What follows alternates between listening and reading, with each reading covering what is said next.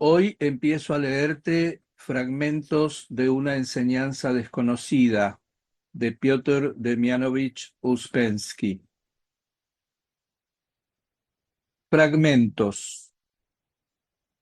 En el curso de los viajes por Europa, Egipto y Oriente que hizo Uspensky en busca de una enseñanza que resolviera para él el problema de las relaciones del hombre con el universo, llegó a conocer a Georgi Ivanovich Gurdjieff y a ser su alumno.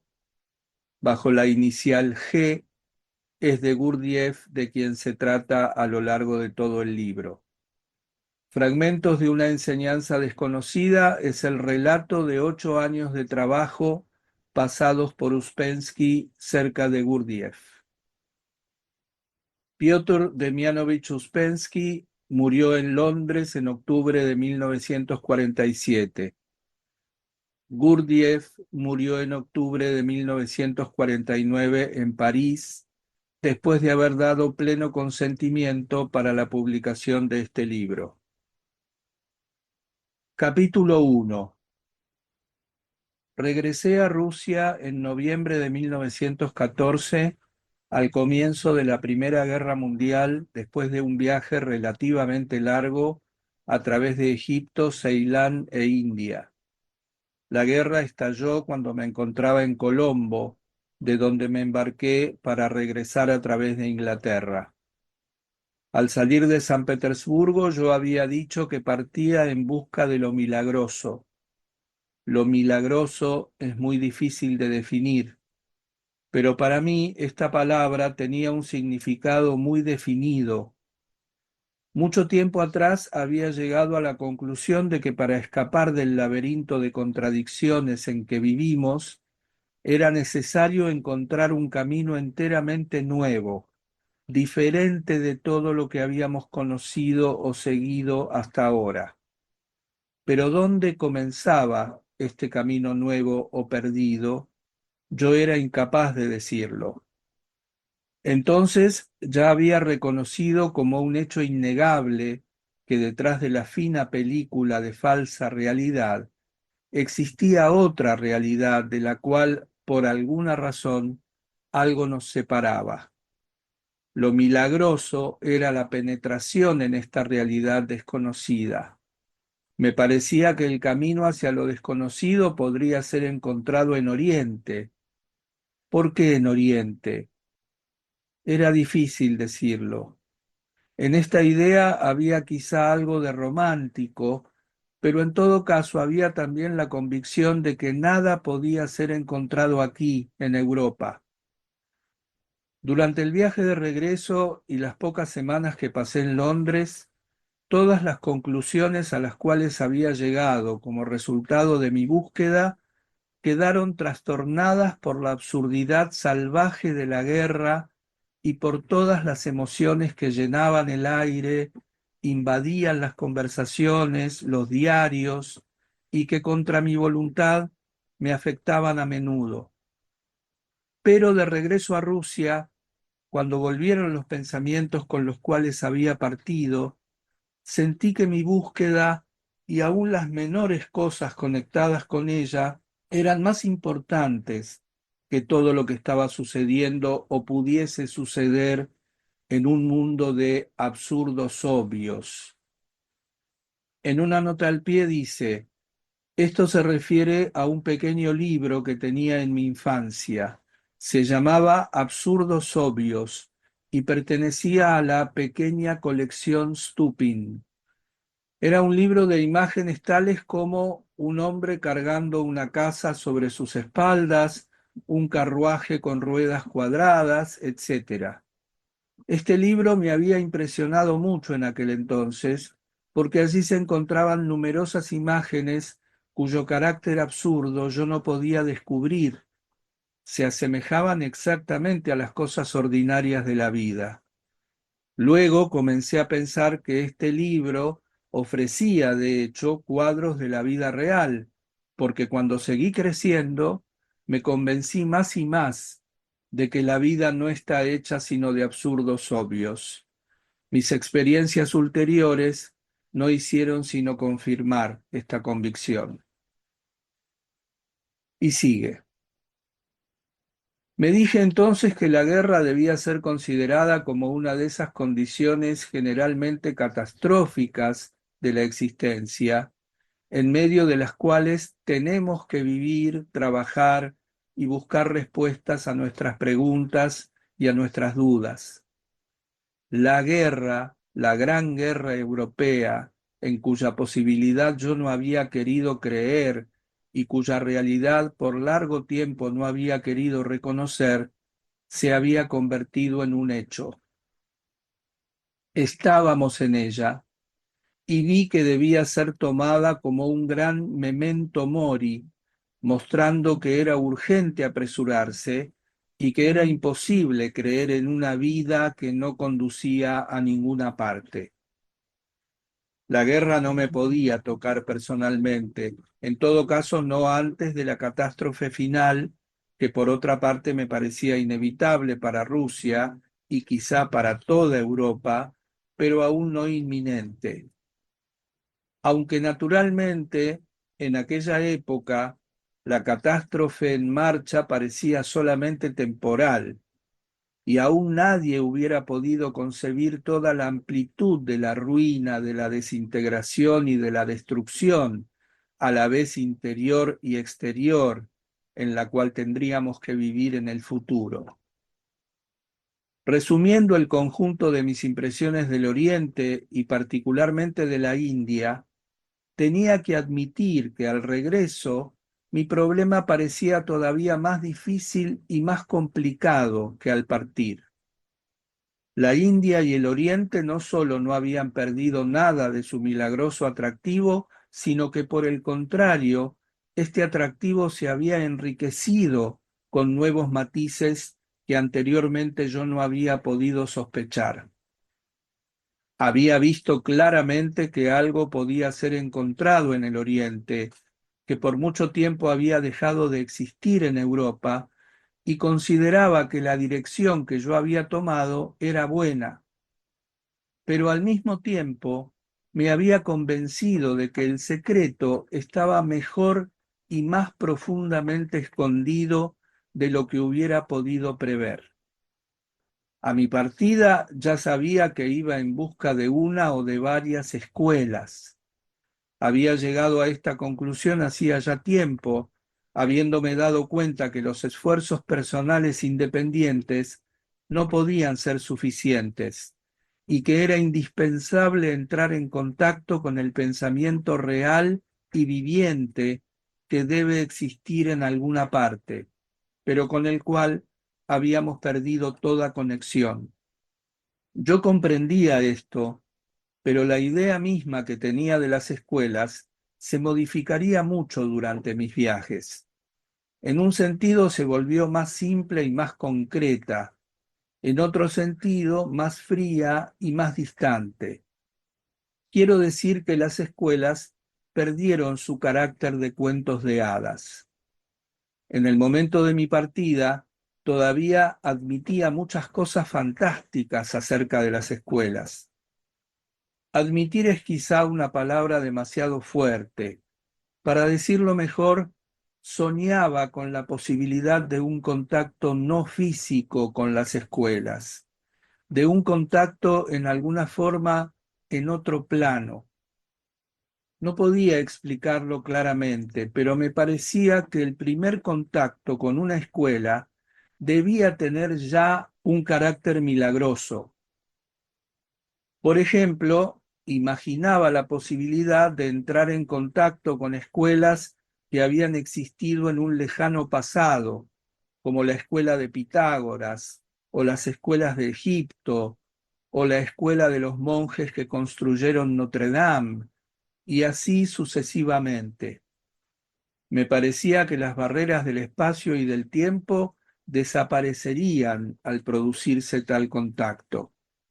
La idea de las escuelas era en sí misma fantástica, y nada de lo que les concernía me parecía demasiado fantástico.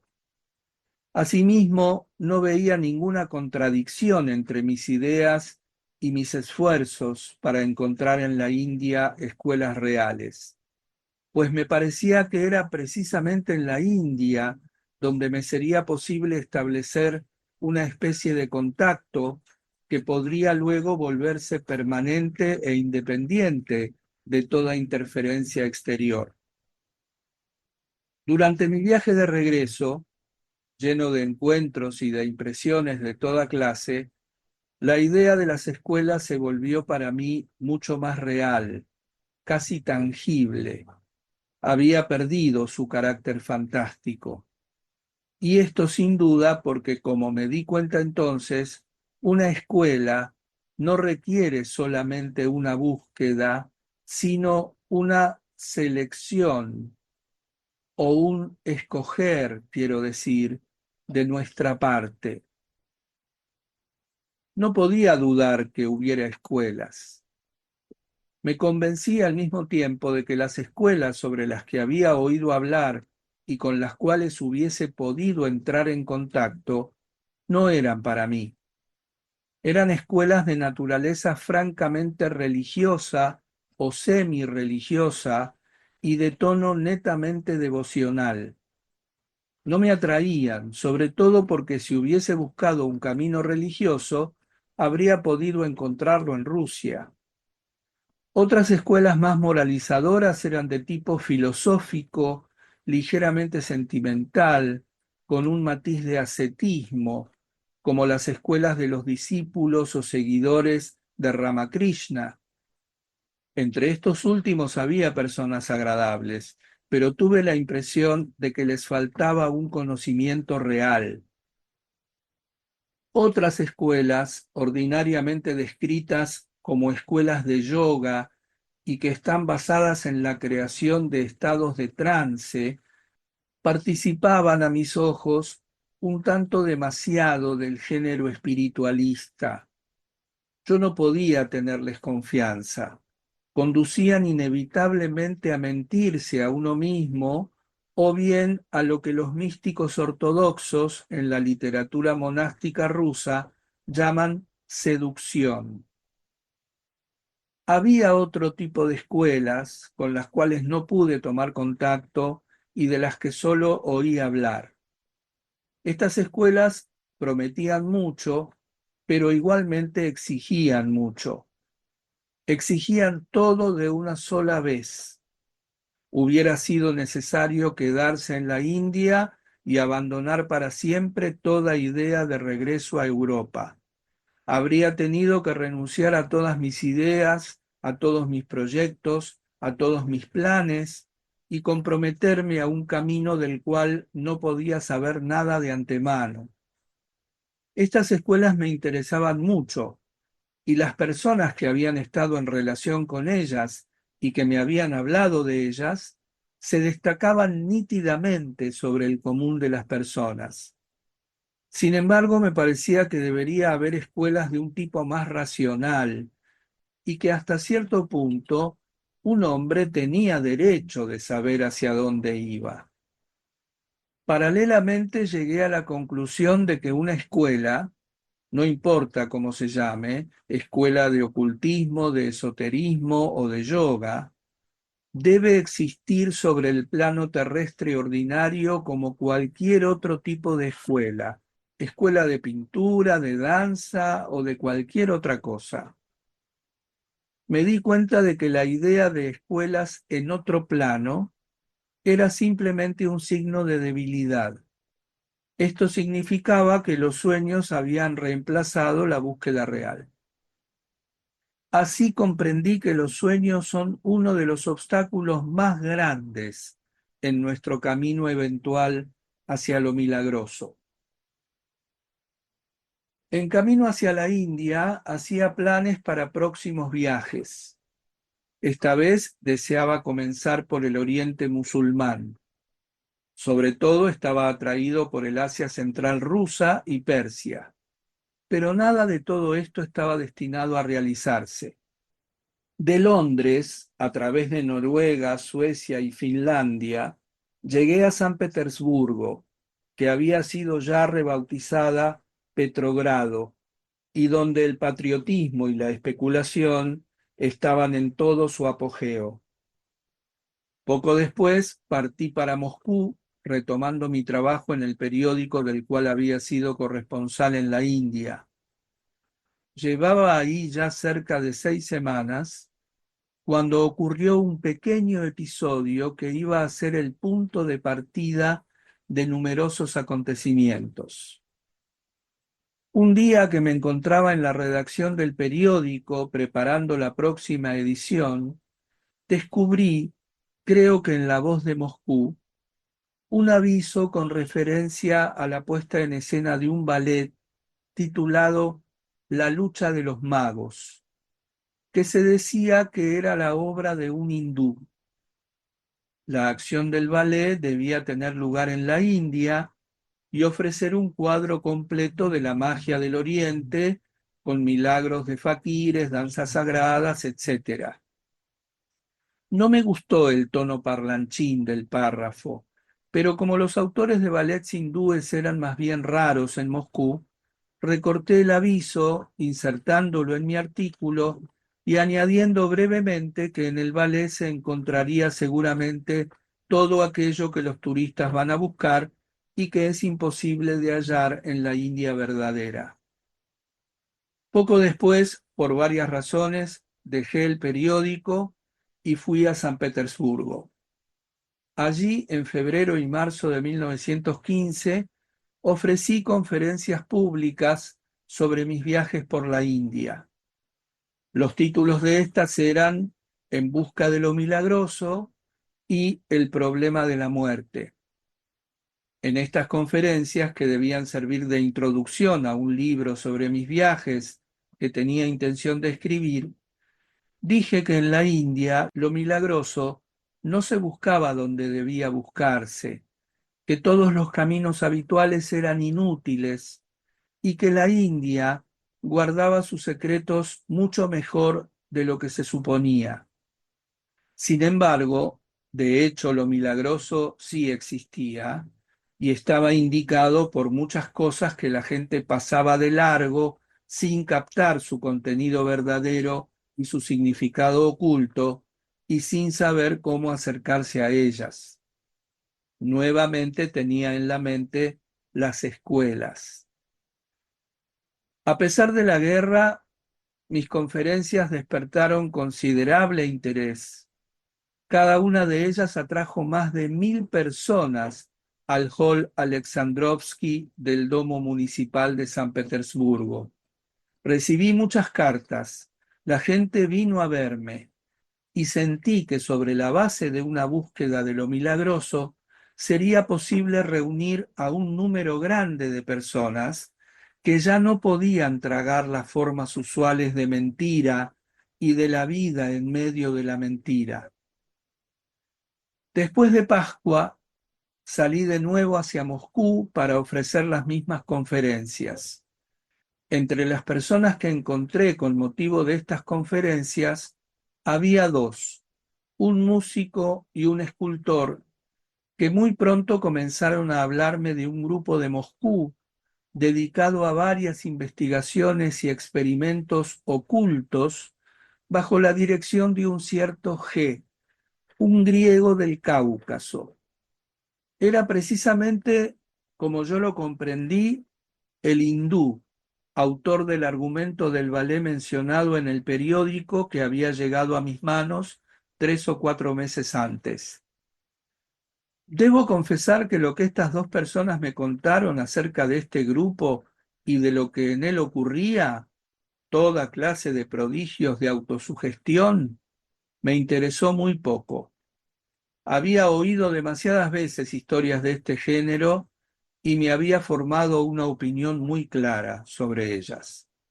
Damas que súbitamente ven flotar en sus cuartos ojos que las fascinan y que ellas siguen de calle en calle hasta la casa de un cierto oriental al cual pertenecen estos ojos, o bien personas que en la presencia del mismo oriental sienten bruscamente que éste las está traspasando con la mirada, viendo todos sus sentimientos, pensamientos y deseos, sienten una extraña sensación en sus piernas y no pueden moverse, cayendo en su poder hasta el punto que él puede hacer de ellas lo que quiere a una distancia. Tales historias me han parecido siempre como sacadas de una mala novela. La gente inventa milagros e inventa exactamente lo único que puede esperarse de ellos. Es una mezcla de superstición, autosugestión y debilidad intelectual. Pero estas historias, según lo que he podido observar, nunca aparecen sin cierta colaboración de parte de los hombres a los cuales están referidas. Prevenido así por mis experiencias anteriores, fue sólo ante los persistentes esfuerzos de M, uno de mis nuevos conocidos, que acepté conocer a G y tener una conversación con él. Mi primera entrevista modificó enteramente la idea que tenía de él y de lo que me podía aportar. Lo recuerdo muy bien. Habíamos llegado a un pequeño café alejado del centro de la ciudad en una calle bulliciosa.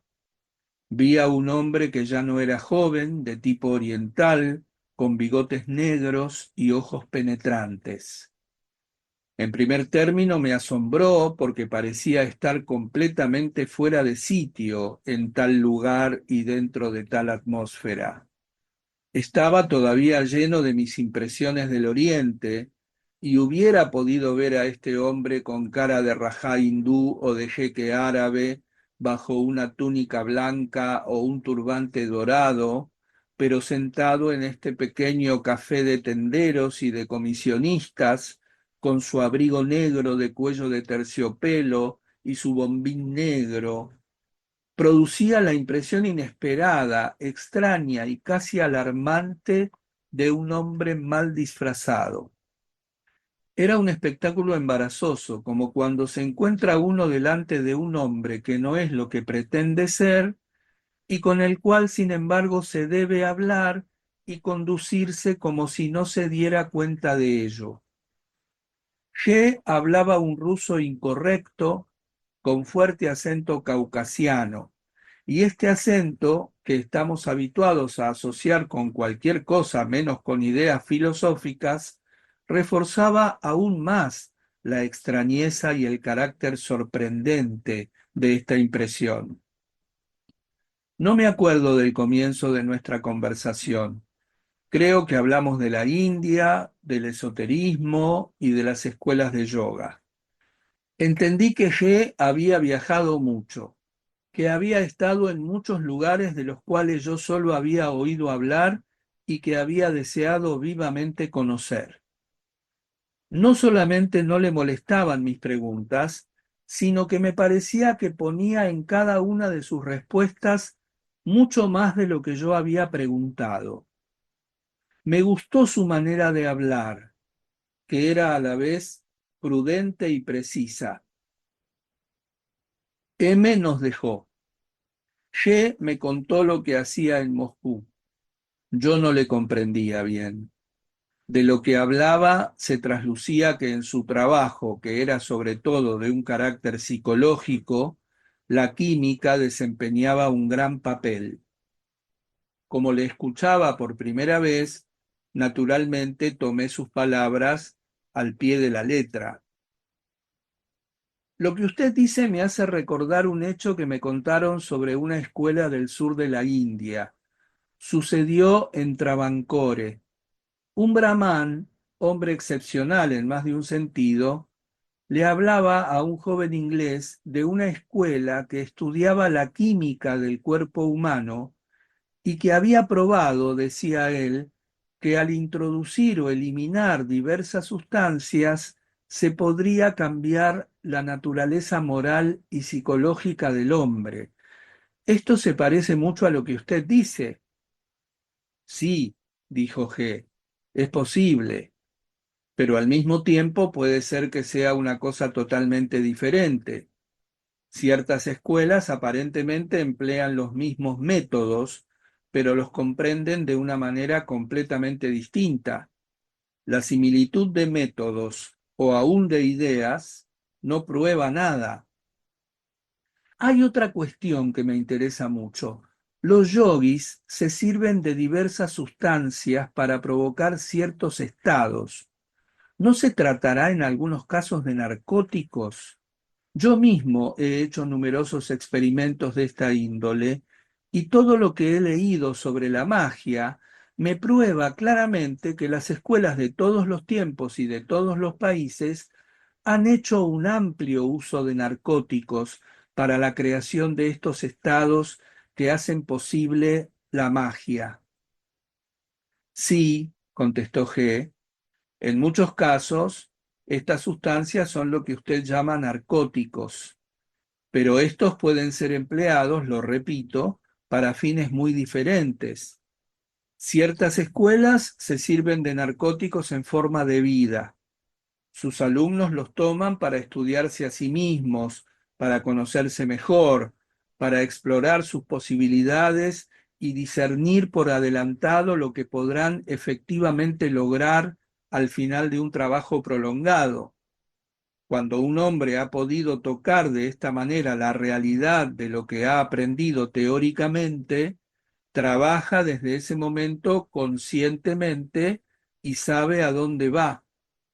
Es a veces el camino más fácil para convencerse de la existencia real de las posibilidades que el hombre a menudo sospecha en sí mismo. Para este fin existe una química especial. Hay sustancias especiales para cada función. Cada función puede ser reforzada o debilitada, despertada o adormecida, pero es indispensable un conocimiento muy profundo de la máquina humana y de esta química especial.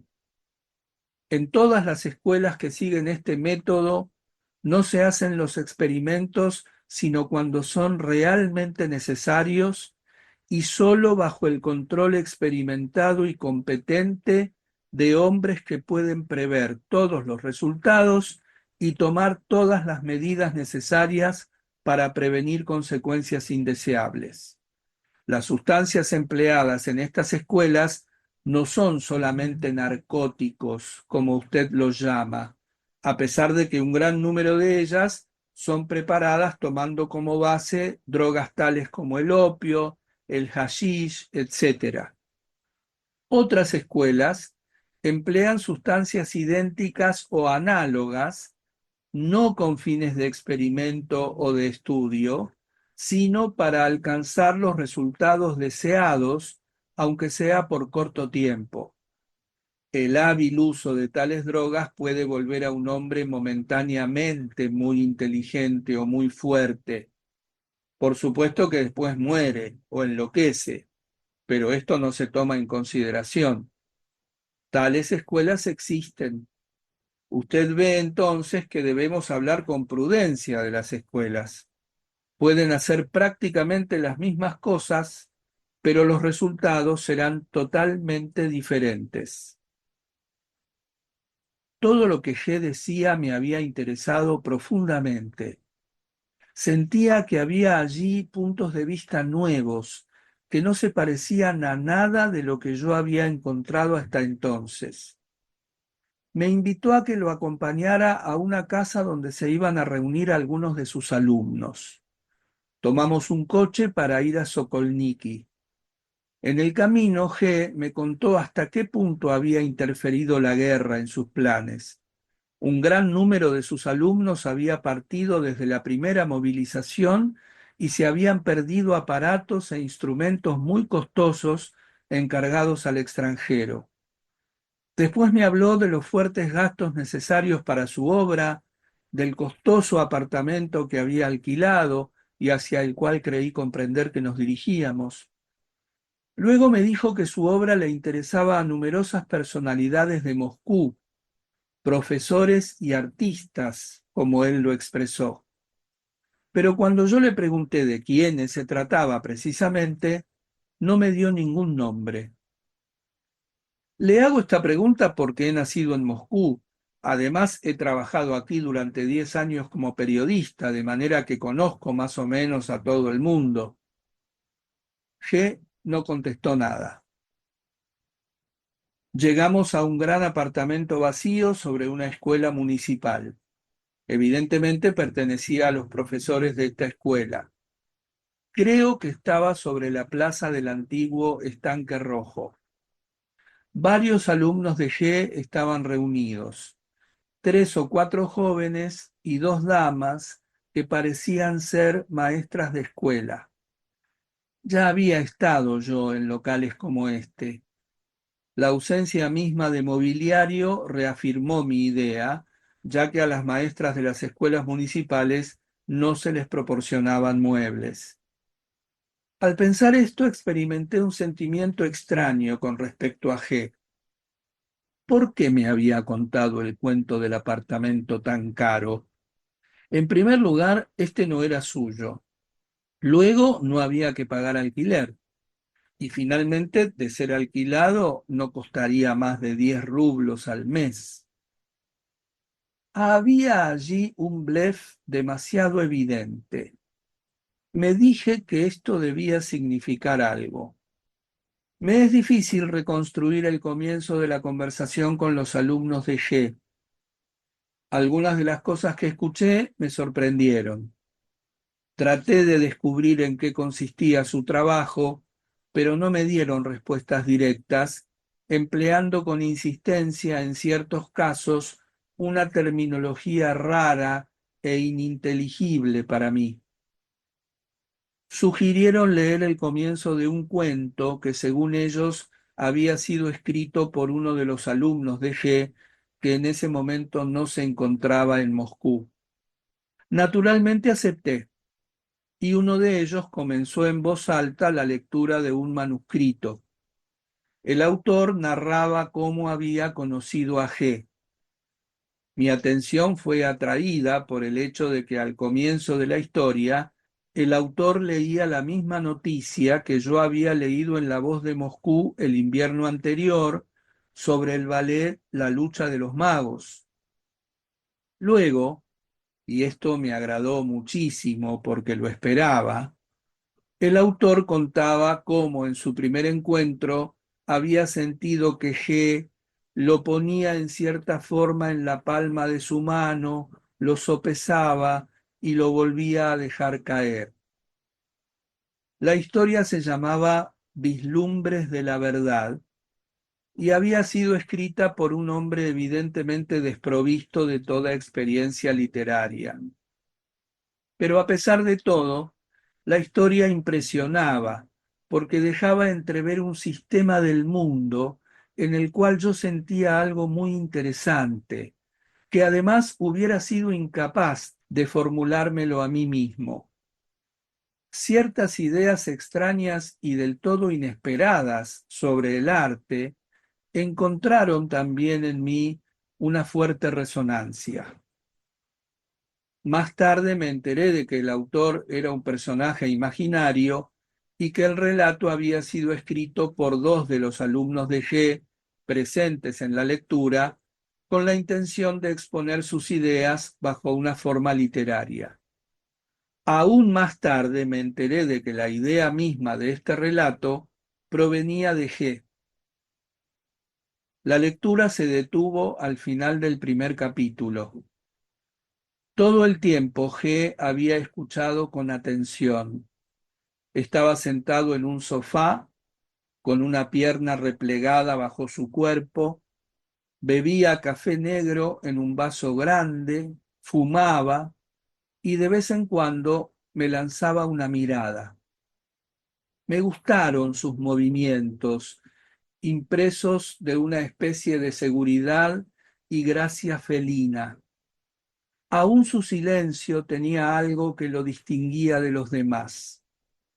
Sentí que hubiera preferido encontrarlo no en Moscú, no en este apartamento, sino en uno de esos lugares que acababa de dejar, en el patio de entrada de una de las mezquitas del Cairo, en medio de las ruinas de una ciudad de Ceilán, o en uno de los templos del sur de la India, Tanjore, Trichinópolis o Madura. Bien, ¿qué le parece esta historia? preguntó G después de un breve silencio cuando hubo terminado la lectura. Le dije que la había escuchado con interés, pero que a mi modo de ver tenía el defecto de no ser clara. No se comprendía exactamente de qué se trataba. El autor relataba la muy fuerte impresión producida en él por una enseñanza nueva, pero no daba ninguna idea satisfactoria acerca de esta misma enseñanza. Los alumnos de G me señalaron que yo no había comprendido la parte más importante del relato. G mismo no dijo ni una palabra. Cuando les pregunté cuál era el sistema que ellos estudiaban y cuáles eran sus rasgos distintivos, su respuesta fue de lo más vaga. Después hablaron del trabajo sobre sí, pero fueron incapaces de explicarme en qué consistía este trabajo. De manera general, mi conversación con los alumnos de G fue más bien difícil y sentí en ellos algo calculado y artificial, como si desempeñaran un papel aprendido de antemano. Además, los alumnos no estaban a la altura del maestro. Todos pertenecían a esta capa particular, más bien pobre, de la inteligencia de Moscú que yo conocía muy bien y de la cual no podía esperar nada interesante. Aún me pareció que era verdaderamente extraño encontrarlos en el camino de lo milagroso. Al mismo tiempo los encontraba a todos simpáticos y razonables. Evidentemente las historias que me había contado M no provenían de esta fuente y no tenían nada que ver con ellos. Quisiera preguntarle algo, dijo G después de un silencio. ¿Podría publicarse este artículo en un diario? Así pensamos nosotros interesar al público en nuestras ideas. Es totalmente imposible, le contesté. Primeramente, no es un artículo. Quiero decir que no es algo que tenga un comienzo y un fin. No es más que el comienzo de una historia y es muy larga para un diario. Vea usted, nosotros contamos por líneas. La lectura toma cerca de 2 horas, lo que hace aproximadamente 3.000 líneas. Usted sabe lo que llamamos un folletín en un diario. Un folletín ordinario consta de 300 líneas más o menos. O sea que esta parte de la historia requeriría unos 10 folletines. En los periódicos de Moscú, un folletín continuado nunca se publica más de una vez por semana, lo que tomaría 10 semanas. Ahora bien, se trata de la conversación de una sola noche. Esto no podría ser publicado sino por una revista mensual, pero no veo ninguna a cuyo género corresponda. En todo caso, le pedirían la historia completa antes de darle una respuesta. G no contestó nada y la conversación terminó. Pero yo había experimentado de inmediato un sentimiento extraordinario al contacto con este hombre, y a medida que se prolongaba la velada, esta impresión se iba reforzando. Al momento de despedirme, el siguiente pensamiento atravesó mi mente como un relámpago.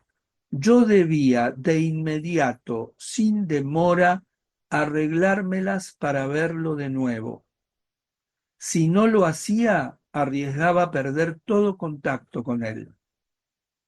Le pregunté entonces si no podría encontrarlo una vez más antes de mi partida para San Petersburgo. Me dijo que estaría en el mismo café al día siguiente a la misma hora. Salí con uno de los jóvenes. Me sentía en un raro estado, una larga lectura de la cual poco había comprendido, gente que no contestaba mis preguntas, el mismo G con su insólita manera de ser y la influencia sobre sus alumnos que yo había sentido constantemente. Todo esto provocó en mí un deseo desacostumbrado de reír, de gritar, de cantar, como si acabara de escaparme de una clase o de alguna extraña detención. Sentí la necesidad de comunicar mis impresiones a este joven y de hacer chistes sobre G y sobre esta historia un tanto pretenciosa y pesada. Me veía describiendo esta velada a algunos de mis amigos. Felizmente me detuve a tiempo pensando, pero él se precipitará al teléfono para contarles todo, son todos amigos. De manera que traté de refrenarme y sin decir palabra lo acompañé al tranvía que debía llevarnos al centro de Moscú. Después de un recorrido relativamente largo, llegamos a la plaza Okhotny Nad, en cuya cercanía yo vivía, y una vez allí, estrechándonos la mano siempre en silencio, nos separamos. Al día siguiente volví al mismo café donde había conocido a G, y esto se repitió el día después y todos los días siguientes. Durante la semana que pasé en Moscú, viajé diariamente. Pronto me di cuenta de que él dominaba muchas de las cuestiones que yo quería profundizar. Por ejemplo, me explicó ciertos fenómenos que yo había tenido ocasión de observar en la India y que nadie me había podido esclarecer ni en aquel entonces ni más tarde. En sus explicaciones sentí la seguridad del especialista, un análisis muy fino de los hechos y un sistema que no podía comprender, pero cuya presencia sentía, porque sus palabras me hacían pensar no solo en los hechos tratados, sino en muchas otras cosas que yo había ya observado o cuya existencia había barruntado. No volví a ver al grupo de G. Acerca de sí mismo, G habló poco. Una o dos veces mencionó sus viajes en el Oriente. Me habría interesado saber exactamente por dónde había viajado, pero fui incapaz de sacar nada en limpio. En cuanto a su trabajo en Moscú, G dijo que tenía dos grupos sin relación el uno con el otro y ocupados en trabajos diferentes según sus fuerzas y su grado de preparación, para usar sus propias palabras. Cada miembro de estos grupos pagaba 1.000 rublos al año y podía trabajar con él mientras proseguía en la vida el curso de sus actividades ordinarias. Le dije que en mi opinión 1.000 rublos al año me parecía un precio demasiado elevado para los que carecían de fortuna. G me contestó que no era posible otro arreglo porque debido a la naturaleza misma del trabajo, él no podía tener numerosos alumnos. Por otra parte, él no deseaba y no debía, acentuó estas palabras, gastar su propio dinero en organizar el trabajo. Su trabajo no era ni podía ser una obra de caridad, y sus alumnos debían encontrar ellos mismos los fondos indispensables para el alquiler de los apartamentos donde se podrían reunir, para los experimentos y para todo el resto. Además, dijo que la observación ha demostrado que las personas débiles en la vida se muestran igualmente débiles en el trabajo. Esta idea ofrece varios aspectos, dijo G. El trabajo de cada uno puede exigir gastos, viajes y otras cosas. Si la vida de un hombre está tan mal organizada que un gasto de 1.000 rublos lo puede detener, sería preferible para él que no emprendiera nada con nosotros. Supongamos que un día su trabajo le exija viajar a El Cairo o a otra parte. Debe tener los medios para hacerlo. A través de nuestra demanda, vemos si es capaz o no de trabajar con nosotros. Más aún, continuó G, verdaderamente mi tiempo es demasiado escaso para poder sacrificárselo a otros sin siquiera estar seguro de que esto les hará bien. Valorizo mucho mi tiempo porque lo necesito para mi obra, porque no puedo y como ya lo he dicho, no quiero gastarlo improductivamente. Y hay una última razón. Es necesario que una cosa cueste para que sea valorizada. Escuché estas palabras con un extraño sentimiento. De un lado me agradaba todo lo que decía G. Me atraía esta ausencia de todo elemento sentimental, de toda palabrería convencional sobre el altruismo y el bien de la humanidad, etcétera. Pero de otro lado, me sorprendía el deseo visible que tenía de convencerme en esta cuestión del dinero, ya que no tenía ninguna necesidad de ser convencido. Si había un punto sobre el cual no estuve de acuerdo, fue sobre esta manera de reunir el dinero, porque ninguno de los alumnos que había visto podía pagar 1.000 rublos al año. Si G realmente había descubierto en el Oriente trazas visibles y tangibles de una ciencia oculta, y si continuaban sus búsquedas en esta dirección, era claro entonces que su obra necesitaba fondos, al igual que cualquier otro trabajo científico, como una expedición a cualquier parte desconocida del mundo, excavaciones en las ruinas de una ciudad desaparecida o todo tipo de investigaciones de orden físico o químico que requieran numerosos experimentos minuciosamente preparados. No había ninguna necesidad de tratar de convencerme de todo esto. Yo pensaba, al contrario, que si G me diese la posibilidad de conocer mejor lo que hacía, probablemente estaría capacitado para encontrarle todos los fondos que pudiese necesitar para poner su obra sólidamente en pie, y pensaba también traerle gente mejor preparada. Pero por supuesto, todavía no tenía más que una idea muy vaga de lo que podría ser su trabajo. Sin decirlo abiertamente, G me dio a entender que me aceptaría como uno de sus alumnos si yo expresara tal deseo. Le dije que en lo que a mí se refería, el mayor obstáculo consistía en que actualmente no me era posible quedarme en Moscú porque estaba comprometido con un editor de San Petersburgo y que preparaba varias obras.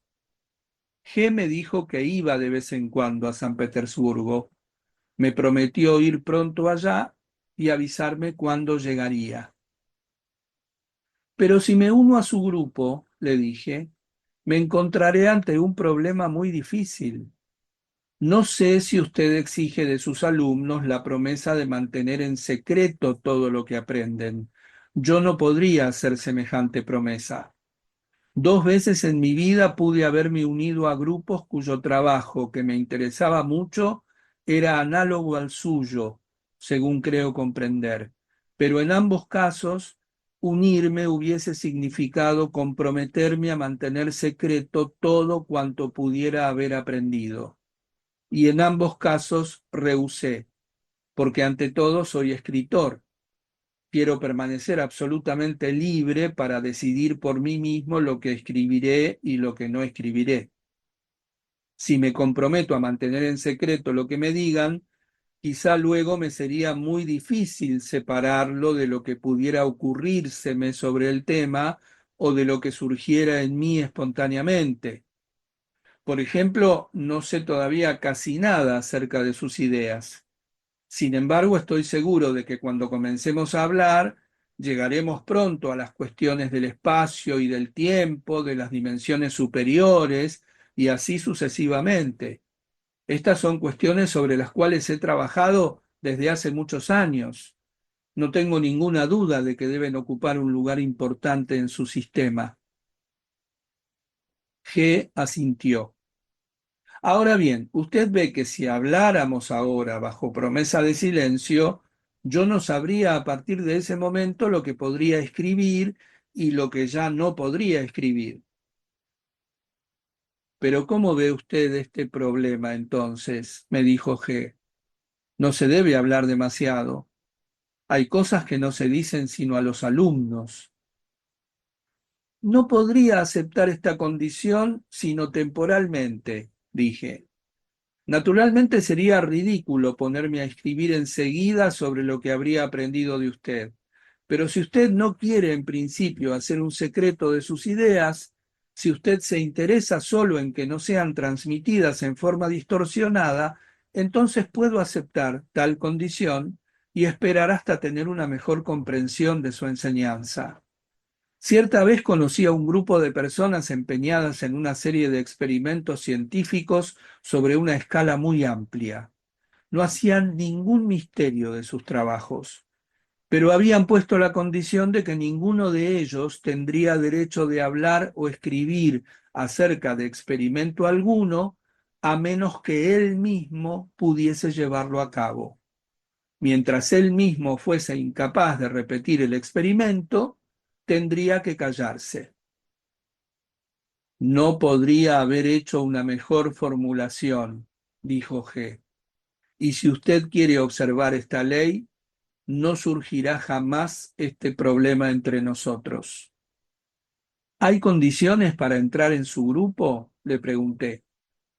¿Un hombre que participa estaría atado desde entonces tanto al grupo como a usted?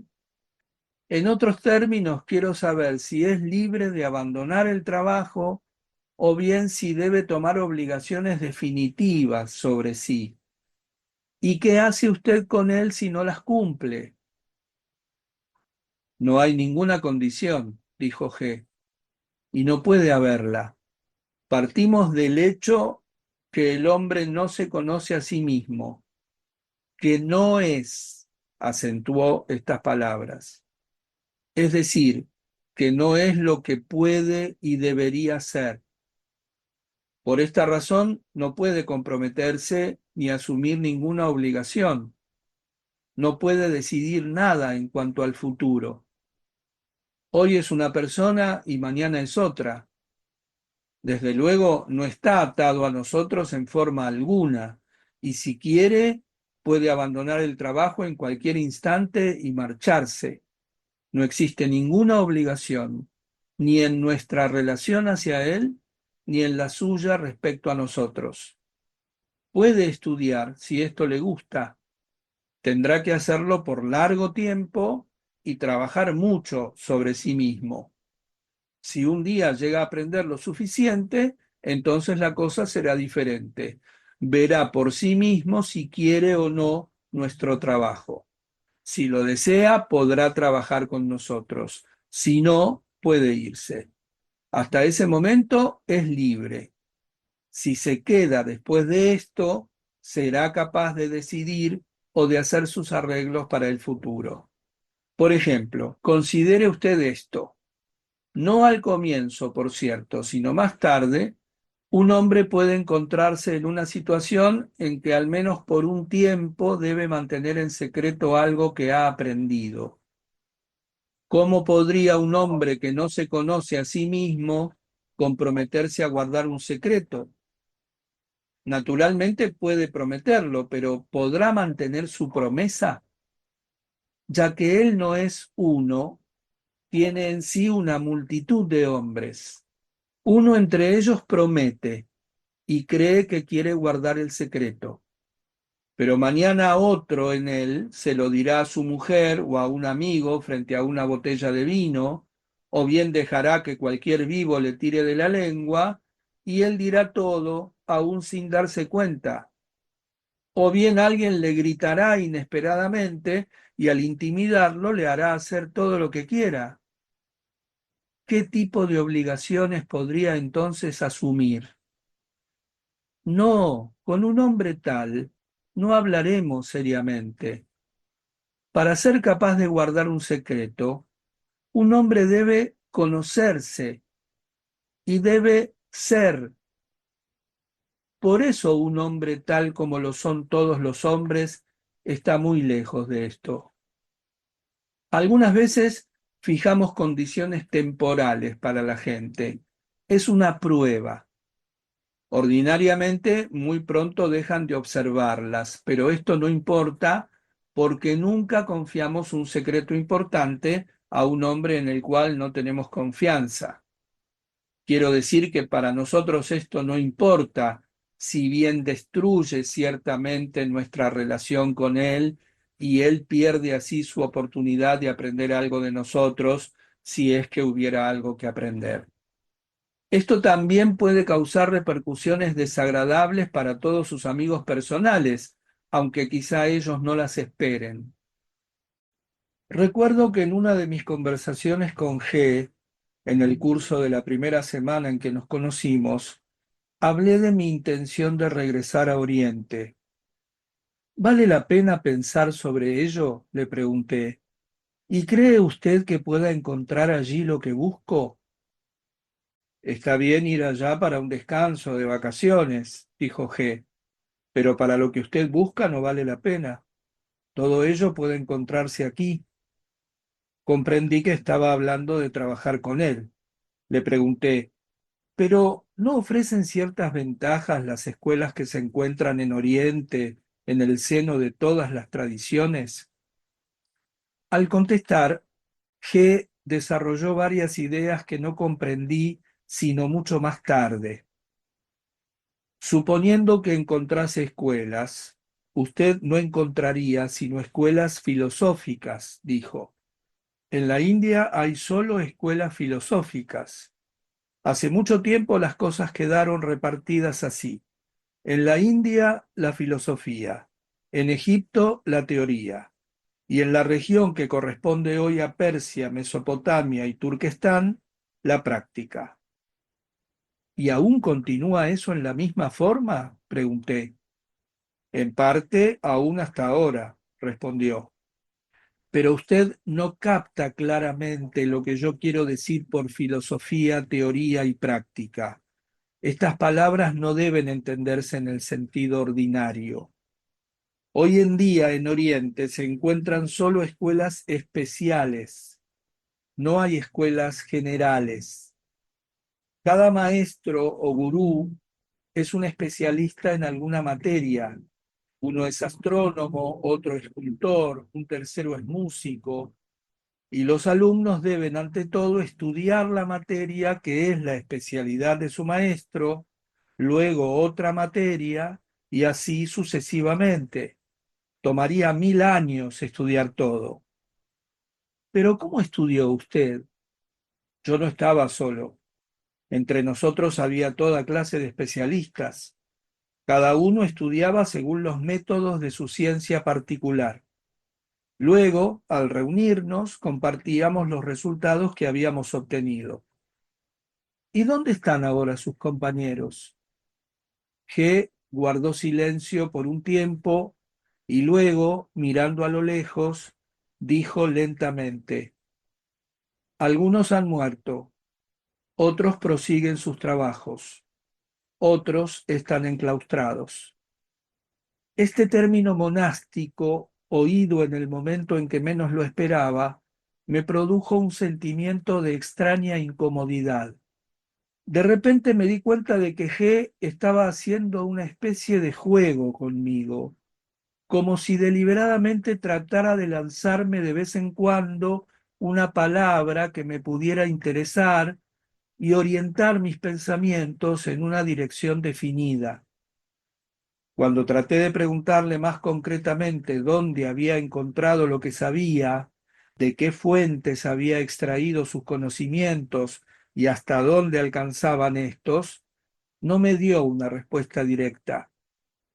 Usted sabe, me dijo él, cuando usted partió para la India, los diarios hablaron de su viaje y de sus búsquedas.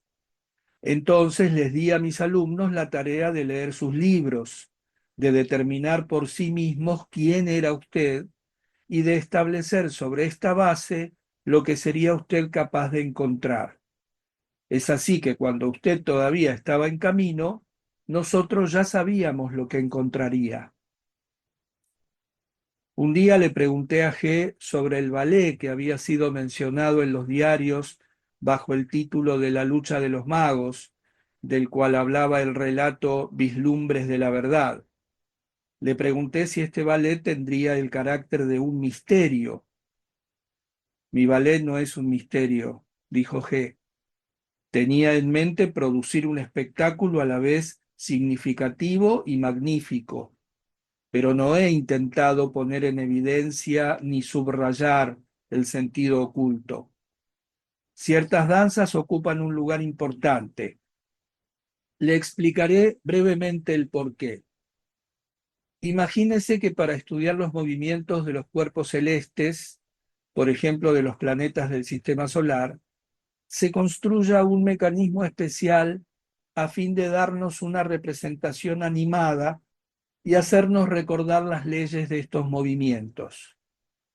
En este mecanismo, cada planeta representado por una esfera de dimensión apropiada está colocado a una cierta distancia de una esfera central que representa el Sol.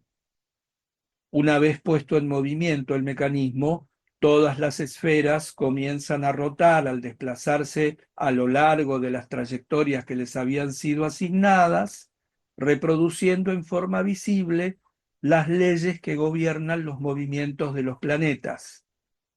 Este mecanismo le recuerda todo lo que usted sabe acerca del sistema solar.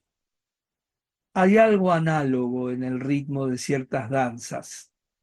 Por los movimientos estrictamente definidos de los ejecutantes y sus combinaciones, se reproducen visualmente ciertas leyes que son inteligibles para aquellos que las conocen. Estas son las danzas llamadas sagradas. En el curso de mis viajes en Oriente, muchas veces he sido testigo de tales danzas ejecutadas en los antiguos templos durante los oficios divinos. Algunas de ellas están reproducidas en mi ballet. Además, la lucha de los magos está basada en tres ideas, pero el público no las comprenderá jamás si represento este ballet en un escenario ordinario. Lo que dijo G luego me hizo comprender que este no sería un ballet en el sentido estricto de la palabra, sino una serie de escenas dramáticas y mímicas ligadas por una intriga. Todo esto acompañado de música y entremezclado con cantos y danzas. El nombre más apropiado para denominar esta serie de escenas habría sido el de revista, pero sin ningún elemento cómico. Las escenas importantes representaban la escuela de un mago negro y la de un mago blanco, con los ejercicios de sus alumnos y los episodios de una lucha entre las dos escuelas. La acción debía situarse en el corazón de una ciudad oriental e incluir una historia de amor que tendría un sentido alegórico, entrelazado todo con diversas danzas nacionales asiáticas, danzas derviches y danzas sagradas. Me interesó particularmente cuando G dijo que los mismos actores debían actuar y bailar en las escenas del mago blanco y en las del mago negro, y que en la primera escena debían ser tan bellos y atrayentes por ellos mismos y por sus movimientos, como deformes y feos en la segunda. Compréndalo, dijo G. De esta manera podrán ver y estudiar todos los lados de sí mismos. Este ballet tendrá entonces un inmenso interés para el estudio de sí. En esa época estaba bien lejos de poder darme cuenta de esto y me llamó la atención sobre todo cierta discrepancia. La noticia que yo había leído en el diario decía que este ballet se representaría en Moscú y que tomarían parte en él algunos bailarines célebres. ¿Cómo concilia usted esto con la idea del estudio de sí? Estos no actuarán ni bailarán para estudiarse a sí mismos. Nada se ha decidido todavía, contestó G. Y el autor de la noticia que usted ha leído no estaba bien informado. Quizá lo hagamos de una manera totalmente distinta. Sin embargo, lo que sí es cierto es que aquellos que actúan en este ballet tendrán que verse a sí mismos, quiéranlo o no. ¿Y quién está escribiendo la música? Eso no está decidido tampoco. G no agregó nada y no volví a oír hablar de este ballet por 5 años. Un día, en Moscú, hablaba con G acerca de Londres, a donde había estado algunos meses atrás por corto tiempo. Le hablaba de la terrible mecanización que invadía las grandes ciudades europeas y sin la cual era probablemente imposible vivir y trabajar en el torbellino de estos enormes juguetes mecánicos. La gente se está convirtiendo en máquinas, dije, y no me cabe duda que un día se convertirán en máquinas perfectas, pero ¿son todavía capaces de pensar? No lo creo. Si trataran de pensar, no serían tan buenas máquinas. Sí, contestó G, es cierto, pero solo en parte. La verdadera pregunta es esta: ¿de qué mente se sirven en su trabajo? Si usan la mente adecuada, podrán pensar aún mejor en su vida activa en medio de las máquinas, pero una vez más, con la condición de que usen la mente adecuada. No comprendí lo que G quería decir por mente adecuada, y solo mucho más tarde llegué a comprenderlo. En segundo lugar, continuó él, la mecanización de que usted habla no es peligrosa en absoluto. Un hombre puede ser un hombre, recalcó esta palabra, aún trabajando con máquinas. Hay otra clase de mecanización muchísimo más peligrosa: ser uno mismo una máquina. ¿Nunca ha pensado usted en el hecho de que todos los hombres son ellos mismos máquinas? Sí, dije, desde un punto de vista estrictamente científico, todos los hombres son máquinas gobernadas por influencias exteriores, pero la cuestión está en saber si se puede aceptar totalmente el punto de vista científico. Científico o no científico, me da lo mismo, dijo G. Quiero que comprenda lo que digo. Mire, toda esa gente que usted ve, señaló la calle, son simplemente máquinas, nada más. Creo comprender lo que usted quiere decir, dije, y a menudo he pensado cuán pocos son en el mundo los que pueden resistir a esta forma de mecanización y elegir su propio camino. Ese es justamente su más grave error, dijo G. ¿Usted cree que algo puede escoger su propio camino o resistir a la mecanización? ¿Usted cree que todo no es igualmente mecánico? Pero por supuesto que no, exclamé yo. El arte, la poesía, el pensamiento son fenómenos de un orden totalmente distinto. Exactamente del mismo orden, dijo G. Estas actividades son exactamente tan mecánicas como todas las demás. Los hombres son máquinas, y de las máquinas no puede esperarse otra cosa que acciones mecánicas. Muy bien, le dije, pero ¿no hay quienes no sean máquinas? Puede que los haya, dijo G, pero usted no los puede ver, usted no los conoce. Esto es lo que quiero hacerle comprender. No dejó de extrañarme que insistiera tanto sobre este punto. Lo que decía me parecía evidente e incontestable. Sin embargo, nunca me habían gustado las metáforas tan breves que pretenden decirlo todo. Siempre omiten las diferencias. Por mi parte, siempre había sostenido que lo más importante son las diferencias y que para comprender las cosas era necesario, ante todo, considerar los puntos en que difieren. De modo que me pareció extraño que G insistiera tanto sobre una verdad que me parecía innegable, siempre y cuando no se hiciera de ella algo absoluto y se le reconocieran algunas excepciones. Las personas se asemejan muy poco entre sí, dije. Considero imposible meterlos a todos en la misma bolsa. Hay salvajes, hay personas mecanizadas, hay intelectuales, hay genios. Nada más exacto, dijo G. Las personas son muy diferentes, pero usted ni conoce ni puede ver la diferencia real entre ellas. Usted habla de diferencias que sencillamente no existen. Esto debe ser comprendido. Todas las personas que usted ve, que usted conoce, que usted puede llegar a conocer, son máquinas, verdaderas máquinas que solamente trabajan bajo la presión de influencias exteriores, como usted mismo lo ha dicho. Nacen máquinas y como máquinas mueren. ¿Qué tienen que ver con esto los salvajes y los intelectuales?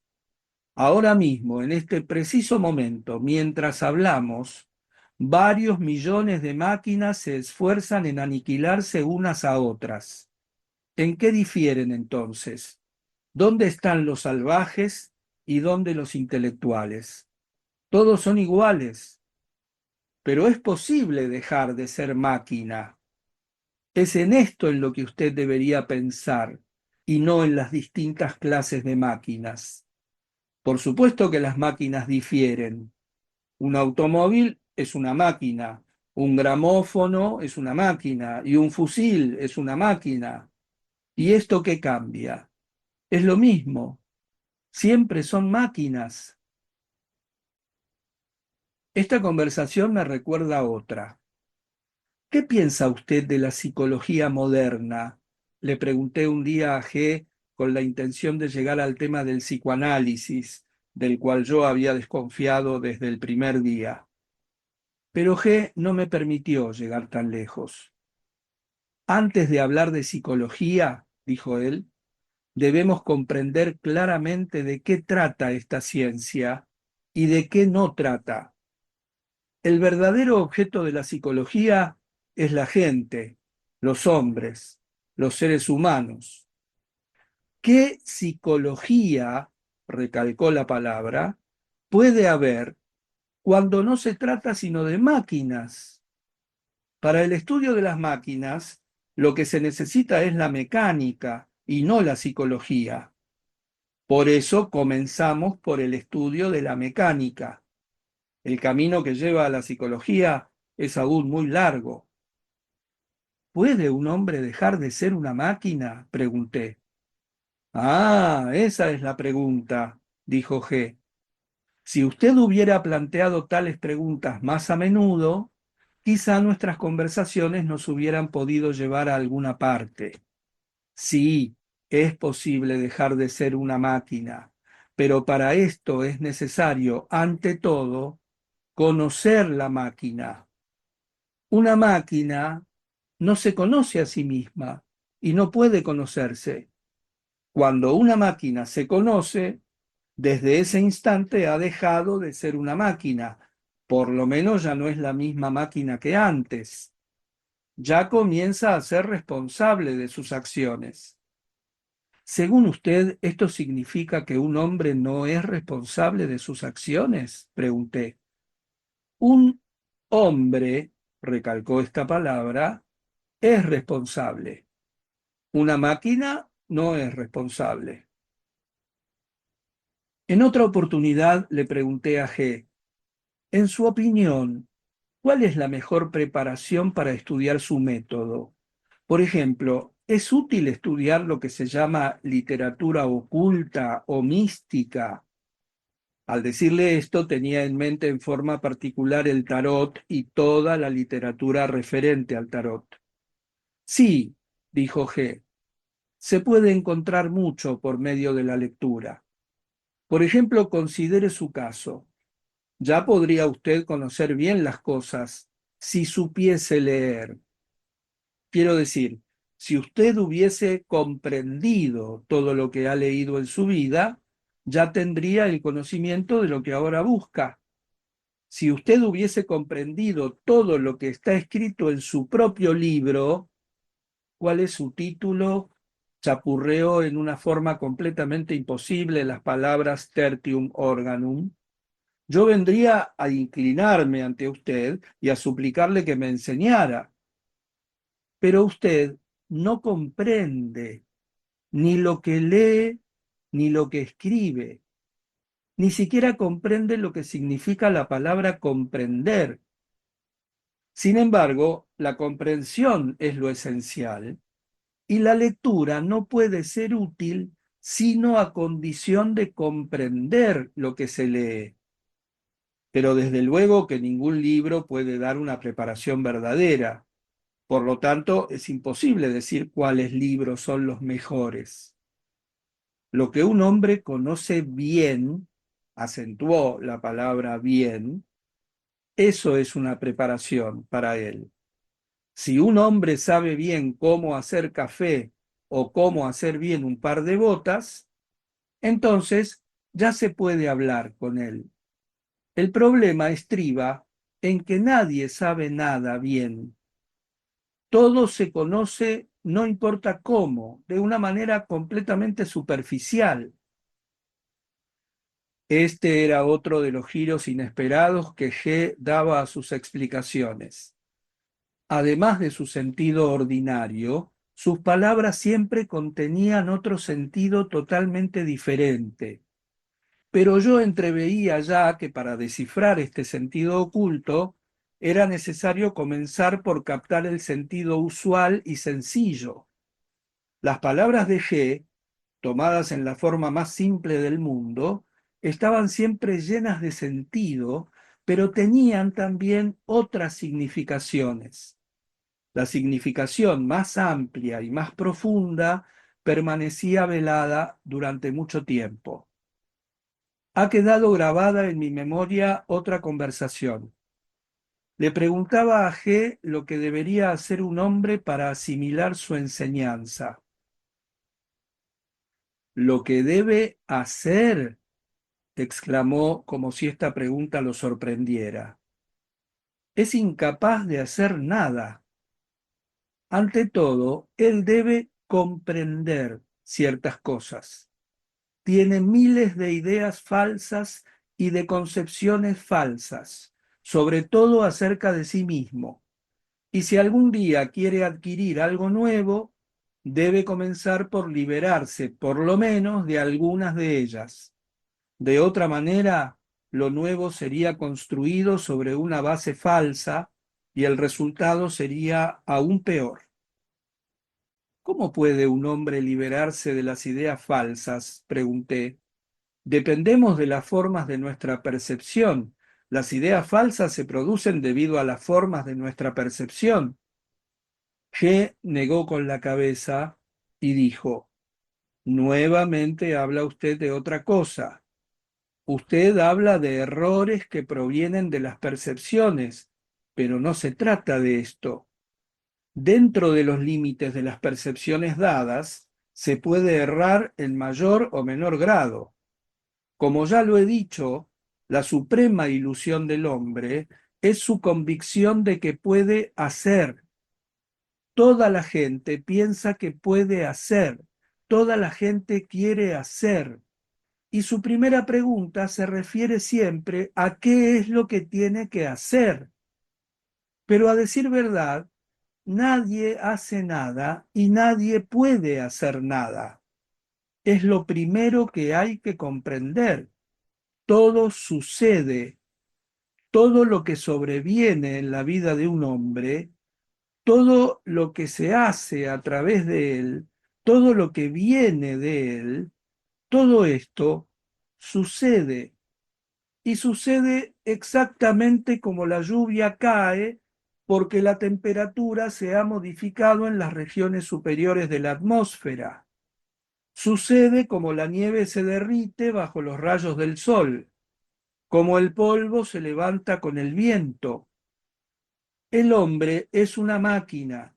Todo lo que hace, todas sus acciones, todas sus palabras, sus pensamientos, sentimientos, convicciones, opiniones y hábitos son el resultado de influencias exteriores, de impresiones exteriores. Por sí mismo, un hombre no puede producir un solo pensamiento, una sola acción. Todo lo que dice, hace, piensa, siente, todo esto sucede. El hombre no puede descubrir nada, no puede inventar nada. Todo sucede. Para establecer este hecho, para comprenderlo, para convencerse de su verdad, es necesario liberarse de miles de ilusiones sobre el hombre, sobre su ser creador, sobre su capacidad de organizar conscientemente su propia vida, etcétera, etcétera. Nada de esto existe. Todo sucede. Los movimientos populares, las guerras, las revoluciones, los cambios de gobierno, todo esto sucede. Y sucede exactamente de la misma manera que todo sucede en la vida del hombre como individuo. El hombre nace, vive, muere, construye casas, escribe libros, no como él lo quiere, sino como esto sucede. Todo sucede. El hombre no ama, no odia, no desea. Todo esto sucede. Pero ningún hombre le creerá jamás si usted le dice que él no puede hacer nada. Nada se le puede decir a la gente que le sea más desagradable ni más ofensivo. Es particularmente desagradable y ofensivo porque es la verdad y nadie quiere conocer la verdad. Si usted lo comprende, nos resultará más fácil hablar. Pero una cosa es captar con el intelecto que el hombre no puede hacer nada y otra es sentirlo con toda su masa, estar realmente convencido de que es así y no olvidarlo jamás. Esta cuestión de hacer, G recalcó cada vez esta palabra, hace surgir además otra cuestión. A la gente le parece siempre que los otros nunca hacen nada como debiera ser, que los demás hacen todo al revés. Invariablemente cada uno piensa que podría hacerlo mejor.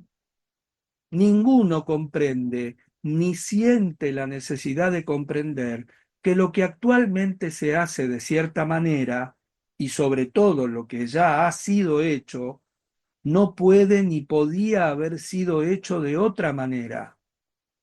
¿Ha notado usted cómo hablan todos de la guerra? Cada uno tiene su propio plan y su propia teoría. Cada uno opina que no se hace nada como debería hacerse. Sin embargo, en realidad, todo se hace de la única manera posible.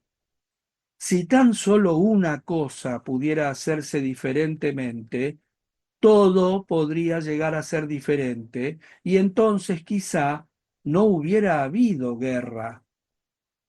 Trate de comprender lo que digo. Todo depende de todo. Todo está relacionado, no hay nada separado. Por lo tanto, todos los acontecimientos siguen el único camino que pueden tomar. Si la gente pudiera cambiar, todo podría cambiar, pero son lo que son y por lo tanto las cosas también son lo que son. Esto era muy difícil de tragar. ¿No hay nada, absolutamente nada que pueda hacerse? Pregunté. Absolutamente nada.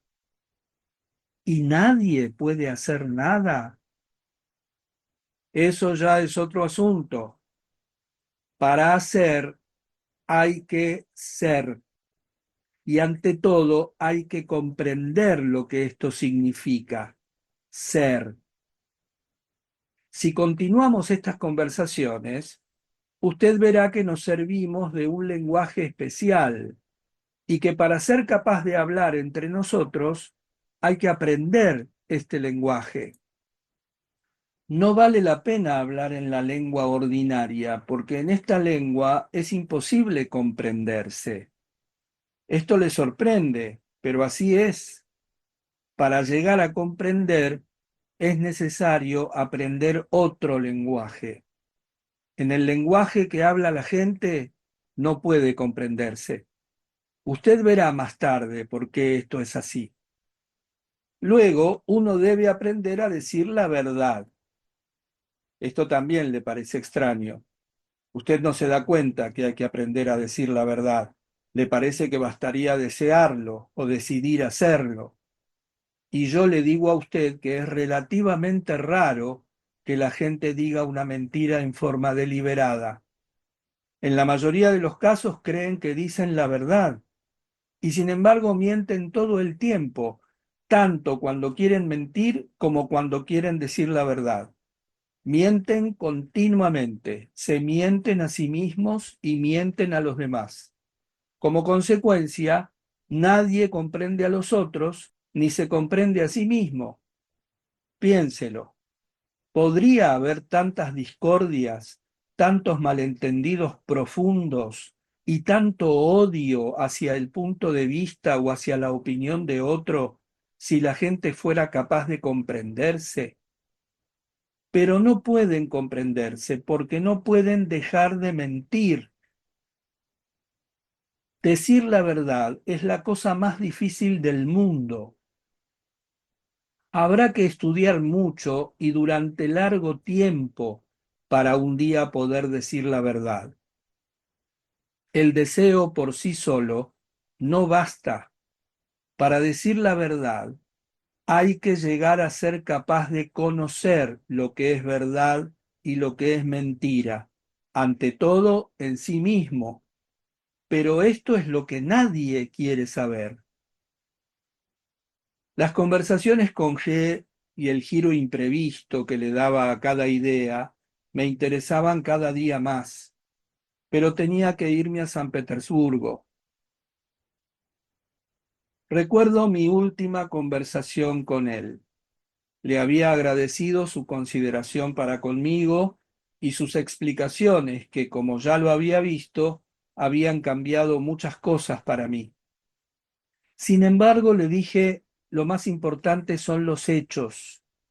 Si pudiera ver hechos reales, auténticos, de naturaleza nueva y desconocida, solo ellos me convencerían de que estoy en el buen camino.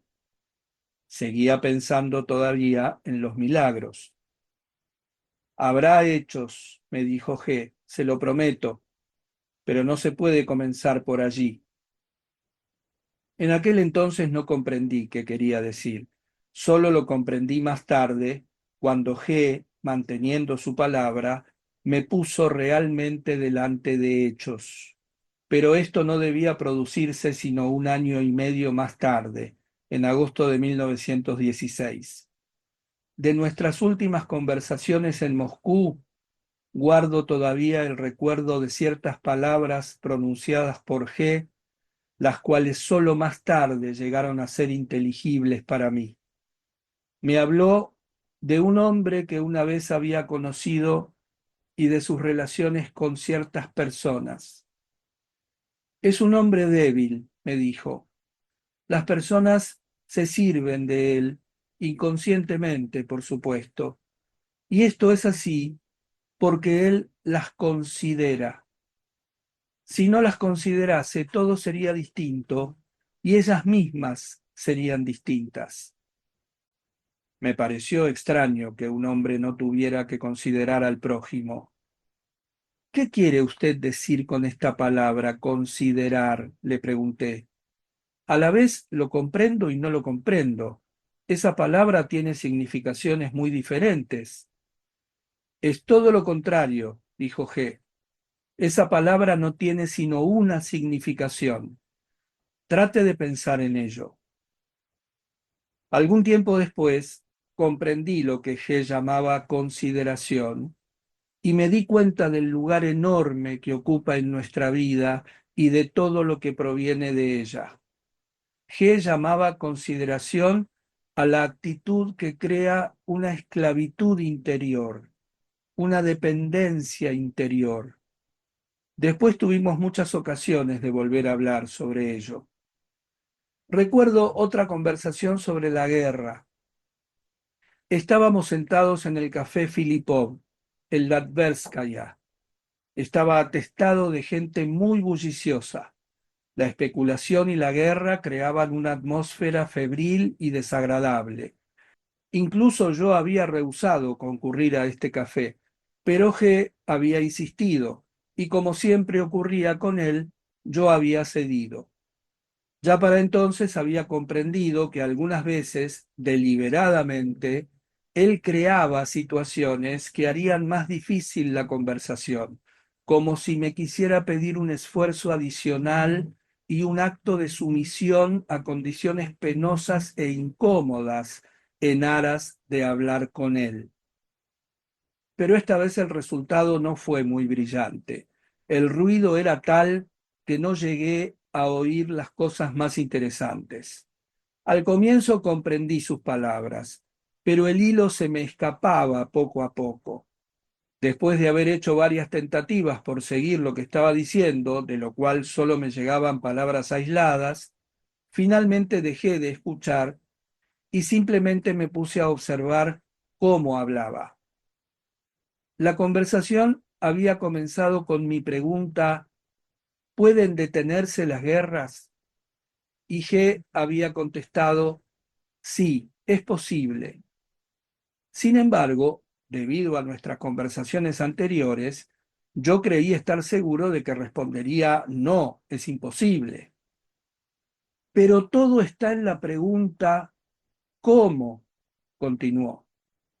Hay que saber mucho para comprenderlo.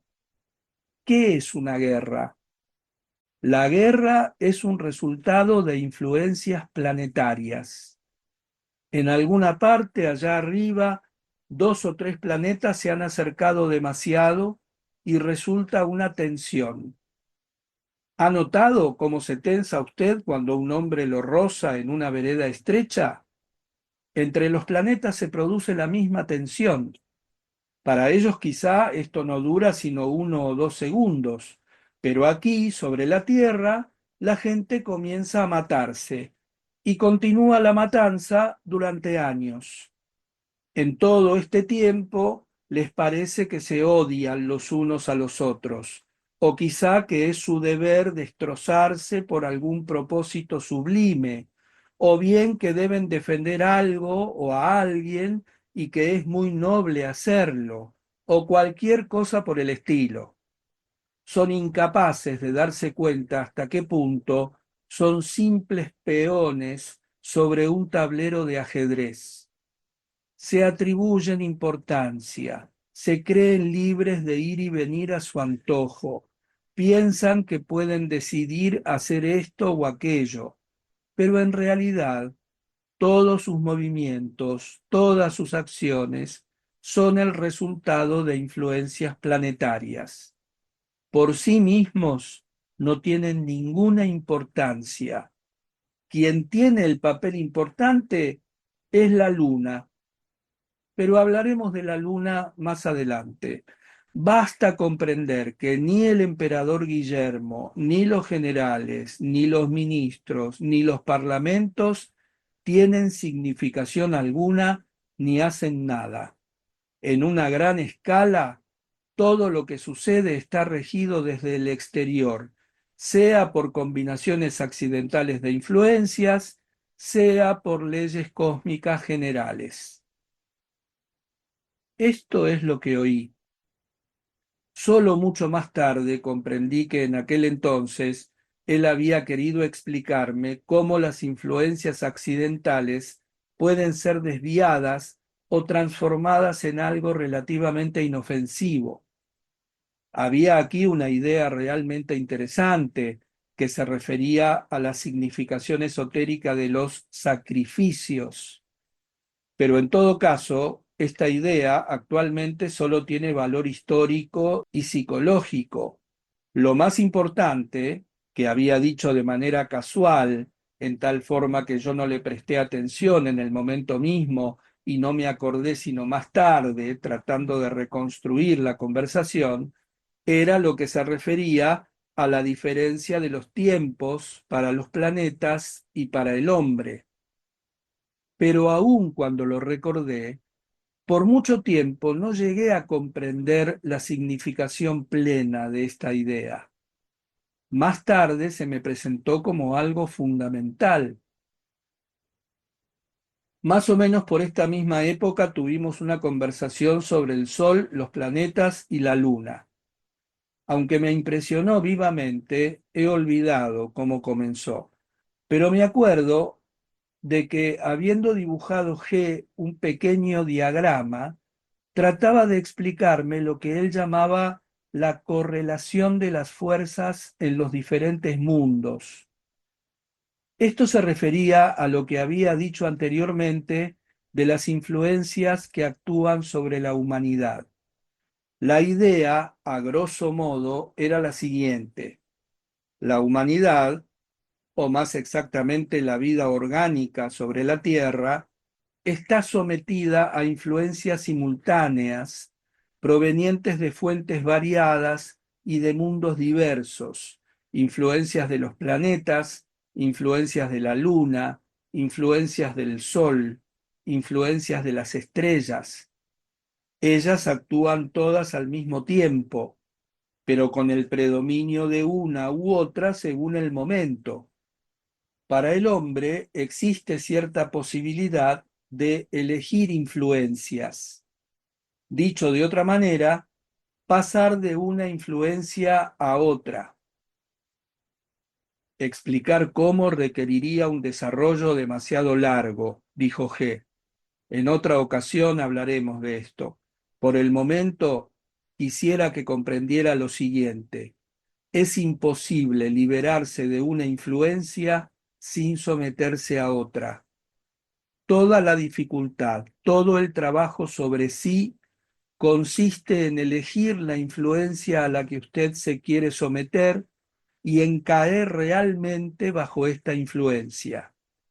Con este fin, es indispensable que usted sepa prever la influencia que le será más provechosa. Con este fin, es indispensable que usted sepa prever la influencia que le será más provechosa. Lo que me había interesado en esta conversación era que G había hablado de los planetas y de la Luna como de seres vivientes que tienen una edad definida, un período de vida igualmente definido y posibilidades de desarrollo y de transición a otros planos de ser. De sus palabras resultaba que la Luna no era un planeta muerto, como se admite generalmente, sino por el contrario, era un planeta en estado naciente, un planeta en su primerísimo estado de desarrollo, que no había alcanzado aún el grado de inteligencia que posee la Tierra, para usar sus propios términos. La Luna crece y se desarrolla, dijo G, y quizá algún día llegará al mismo grado de desarrollo que la Tierra. Entonces, cerca de ella aparecerá una nueva luna y la Tierra devendrá para ambas su sol. Hubo un tiempo en que el Sol era como es hoy la Tierra y la Tierra como la luna actual. En tiempos más lejanos aún, el Sol era una luna. Esto atrajo inmediatamente mi atención. Nunca me había parecido nada más artificial, más sospechoso, más dogmático que todas las teorías habituales sobre el origen de los planetas y de los sistemas solares, comenzando por la de Kant, Laplace, hasta las más recientes, con todos sus cambios y añadiduras. El gran público considera estas teorías, o por lo menos la última que ha conocido, como científicamente comprobadas, pero en realidad nada es menos científico, nada está menos comprobado. Por lo tanto, el hecho de que el sistema de G admitía una teoría totalmente diferente, una teoría orgánica, originada en principios enteramente nuevos y revelando un orden universal diferente, me pareció sumamente interesante e importante. ¿Cuál es la relación entre la inteligencia de la Tierra y la del Sol?, le pregunté. La inteligencia del Sol es divina, respondió G. No obstante, la Tierra puede llegar a la misma altura, pero naturalmente en esto no hay nada seguro. La Tierra puede morir sin haber llegado a nada. ¿De qué depende esto? La respuesta de G fue sumamente vaga. Hay un periodo definido, dijo, durante el cual pueden realizarse ciertas cosas. Si al final del tiempo prescrito lo debido no ha sido hecho, entonces la tierra puede perecer sin haber llegado al grado que hubiera podido alcanzar. ¿Se conoce este plazo? Sí, se conoce, dijo G, pero la gente no ganaría nada con saberlo. Esto sería aún peor. Algunos lo creerían, otros no, y aún otros pedirían pruebas. Luego comenzarían a romperse la cabeza. Siempre todo termina así entre la gente. Por la misma época, en Moscú tuvimos varias conversaciones interesantes sobre el arte. Guardaban relación con el relato que había sido leído la primera noche que viajé. Por el momento, dijo él, usted no comprende todavía que los hombres pueden pertenecer a niveles muy diferentes sin tener el menor asomo de diferencia. Así como hay diferentes niveles de arte, también hay diferentes niveles de hombres. Pero hoy usted no ve que la diferencia entre estos niveles es mucho más grande de lo que supone. Usted coloca todo sobre un mismo plano, yuxtapone las cosas más diferentes y se imagina que los diferentes niveles le son accesibles. Todo lo que usted llama arte no es sino una reproducción mecánica, imitación de la naturaleza, cuando no es de otros, entre comillas, artistas. Simple fantasía, hasta ensayos de originalidad. Todo esto no es arte para mí. El arte verdadero es completamente distinto. En ciertas obras de arte, en particular en las obras más antiguas, uno queda fuertemente impresionado por muchas cosas que no se pueden explicar y que no se encuentran en las obras de arte modernas. Pero como uno no comprende cuál es la diferencia, la olvida muy rápido y continúa englobándolo todo bajo la misma etiqueta. Y sin embargo, la diferencia entre su arte y el arte del que yo hablo es enorme. En su arte, todo es subjetivo, la percepción que tiene el artista de tal o cual sensación, las formas en las cuales trata de expresarla y la percepción que tienen los demás de estas formas. Frente al mismo fenómeno, un artista puede sentir de cierta manera y otro artista de manera muy diferente. La misma puesta de sol puede provocar una sensación de alegría en uno y de tristeza en el otro, y pueden tratar de expresar la misma percepción por medio de métodos o formas sin relación entre sí, o bien percepciones muy diversas bajo una misma forma, de acuerdo a la enseñanza que han recibido o en oposición a ella. Los espectadores, los oyentes o los lectores percibirán no lo que el artista quiso comunicarles ni lo que él sintió, sino lo que las formas en que expresó sus sensaciones les harán experimentar por asociación. Todo es subjetivo y todo es accidental, es decir, basado en asociaciones. Las impresiones accidentales del artista, su creación, acentuó la palabra creación, y las percepciones de los espectadores, de los oyentes o de los lectores. Por el contrario, en el arte verdadero no hay nada accidental.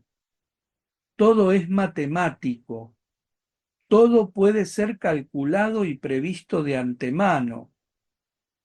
El artista sabe y comprende el mensaje que quiere transmitir, y su obra no puede producir cierta impresión en un hombre y otra totalmente diferente en otro.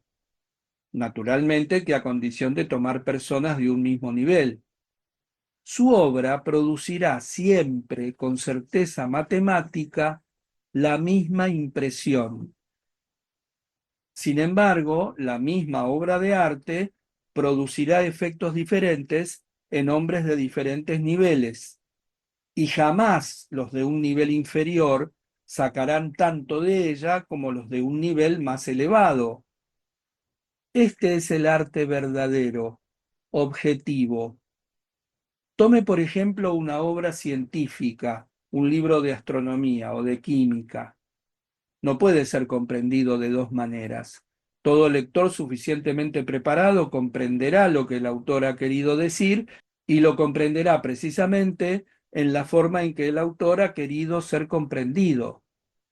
Una obra de arte objetivo es exactamente como uno de estos libros, con la única diferencia de que ésta se dirige a la emoción del hombre y no a su cabeza. ¿Existen en nuestros días obras de arte de este género?, pregunté. Naturalmente que existen, respondió G. Una de ellas es la gran Esfinge de Egipto, lo mismo que ciertas obras arquitectónicas conocidas, ciertas estatuas de dioses y aún muchas otras cosas. Ciertas figuras de dioses o de héroes mitológicos pueden leerse como libros, no con el pensamiento, lo repito, sino con la emoción, siempre que ésta se halle suficientemente desarrollada. Durante nuestros viajes por el Asia Central, encontramos en el desierto, al pie del Hindu Kush, una curiosa escultura que de primera intención creímos que representaba a un antiguo dios o a un demonio. Al principio no nos dio sino una impresión de extrañeza, pero muy pronto comenzamos a sentir el contenido de esta figura. Era un gran y complejo sistema cosmológico. Poco a poco, paso a paso, fuimos descifrando este sistema.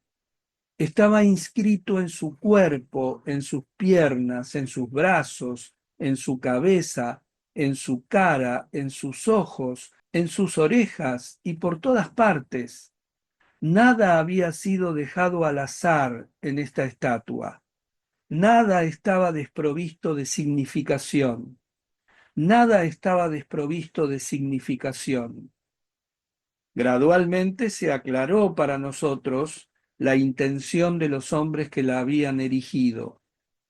A partir de este momento pudimos sentir sus pensamientos, sus sentimientos. Entre nosotros algunos creían ver sus caras y oír sus voces. En todo caso, habíamos captado el sentido de lo que querían transmitirnos a través de miles de años. Y no solo este sentido, sino todos los sentimientos y emociones conectados con él. Esto sí que era verdadero arte. Me interesó muchísimo lo que G había dicho sobre el arte. Su principio de división entre arte subjetivo y arte objetivo evocaba mucho para mí. No comprendía aún todo lo que ponía en sus palabras, pero siempre había sentido en el arte ciertas divisiones y gradaciones que no podía llegar a definir ni a formular y que ninguna otra persona había formulado nunca. No obstante, yo sabía que estas divisiones y gradaciones existían, de tal modo que todas las discusiones sobre el arte que no las admitieran me parecían frases huecas, sin sentido e inútiles. Gracias a las indicaciones que G me había dado de los diferentes niveles que no llegamos a ver ni a comprender, sentía que debía existir una vía de acceso a esta misma gradación que yo había sentido, pero que no había podido definir. En general, me asombraron muchas de las cosas dichas por G. Había allí ideas que no podía aceptar y que me parecían fantásticas, sin fundamento. Otras, por el contrario, coincidían extrañamente con lo que yo mismo había pensado o reafirmaban los resultados a los que había llegado hacía mucho tiempo. Sobre todo, estaba interesado en la contextura de todo lo que él había dicho.